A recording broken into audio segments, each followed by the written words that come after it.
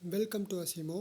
இன்றைக்கி ஷேர் மார்க்கெட்டில் பார்த்தீங்கன்னா நிஃப்டி காலையிலே ஆரம்பத்திலேயே மேலேருந்து கீழே டொபக்கடின்னு விழுந்துட்டு அதுக்கப்புறம் எப்படியோ ஒரு வழியாக சைடு வேஸ்லேயே போய் 33 பாயிண்ட் பாசிட்டிவில் இன்றைக்கி க்ளோஸ் ஆகிட்டு.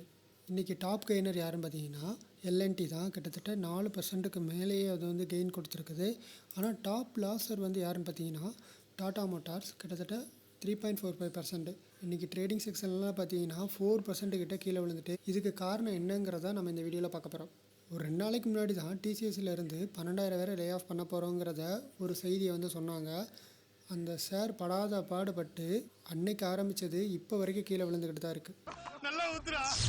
அதுக்கப்புறம் பார்த்தீங்கன்னா இந்த டாடா ஃபேமிலி என்ன பண்ணியிருக்காங்கன்னா இத்தாலியில் இருக்கிற இவிக்கோங்கிற ஒரு ட்ரக் மேனுஃபேக்சரிங் கம்பெனி கூட 4.5 பில்லியன் இவங்க வந்து பிஸ்னஸ் பண்ண போகிறோன்னு ஒரு 1.5 மாதமாகவே சொல்லிக்கிட்டு இருக்கிறாங்க. அந்த பிஸ்னஸுக்கு இன்றைக்கி தான் லாஸ்ட் டேட். 2 கம்பெனிஸும் பேச்சுவார்த்தை பண்ணி டீல்லாம் ஓகேனா இன்றைக்கே வந்து அக்ரிமெண்ட் போட்டிருக்கணும். பட் ஆனால் ஆகஸ்ட் வரைக்கும் அதை கொண்டு போயிருக்கிறாங்க. பட் இன்றைக்கி தான் லாஸ்ட் டேட்னால 4% கிட்டே இன்றைக்கி கீழே விழுந்திருக்கு. 2 கம்பெனி சேர்ந்தால் நல்லது தானே நீங்கள் நினைக்கலாம். மார்க்கெட்டு என்ன மாதிரி பார்க்குறத நம்ம இந்த வீடியோவில் தெளிவாக பார்க்கலாம். இதுக்கு முன்னாடி டாடா மோட்டார்ஸ் வந்து ஹையஸ்ட்டாக எந்த கம்பெனியோட டீல் வச்சுருக்குன்னு பார்த்தீங்கன்னா ஜாகுவார் லேண்ட் ரோவரை தான். இவங்க 2.3 பில்லியனுக்கு இவங்க அந்த கம்பெனியை அக்விசிஷன் பண்ணாங்க. இப்போ பார்த்தீங்கன்னா 4.5 பில்லியன், கிட்டத்தட்ட 2 மடங்கு இந்த கம்பெனியை இவங்க அக்விசிஷன் பண்ண போகிறதா இருக்கிறாங்க. பணமும் பெருசு, ரிஸ்க்கும் பெருசுனால இன்வெஸ்டர் வந்து இந்த ஷேரை விட்டு வெளியே வரதா நீங்கள் நினைக்கலாம். இன்னமும் நம்ம இன்டெப்த்தாக போய் பார்க்கலாம்.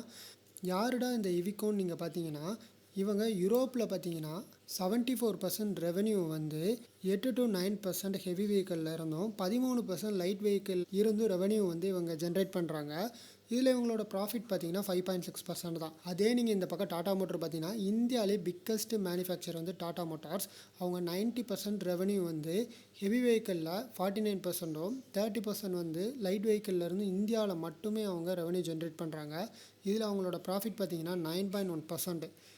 இந்த கம்பெனியை கம்பேர் பண்ணும்போது இவங்க எங்கேயோ இருக்கிறாங்க.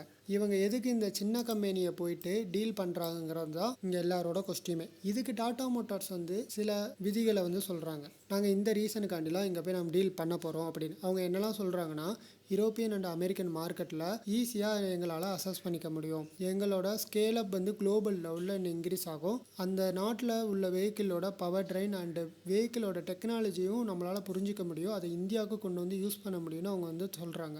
இவிகோ கம்பெனியும் சும்மா இல்லை. அந்த கம்பெனியோட பிஸ்னஸ் மாடலே பார்த்தீங்கன்னா 70% ட்ரக்கு வந்து மேனுஃபேக்சரிங் பண்ணுறாங்க.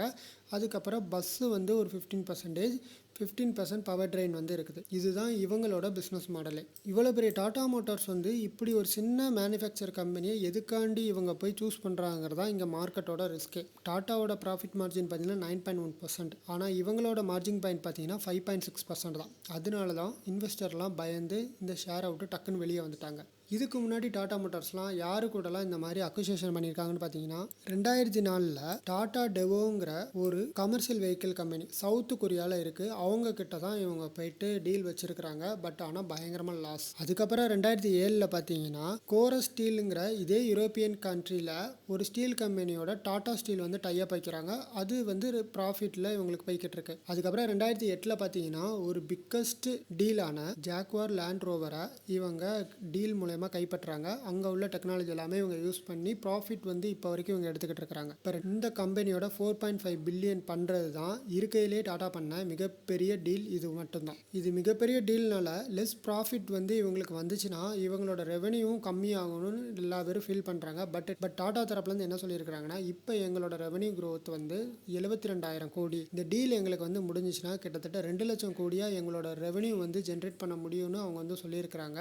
இதோட இம்பாக்டை நம்ம வந்து Q2ல வர ரிசல்ட்டை வச்சு நம்ம தெரிஞ்சுக்கலாம். இதுக்கு முன்னாடி பண்ண டீல் மாதிரி இந்த டீலும் இருக்குங்கிறது அவசியம் கிடையாது. ஸோ பொறுத்து இருந்து நம்ம பார்க்கலாம் டாடா மோட்டார்ஸ் வந்து என்னதான் ஆக போகுதுங்கிறத.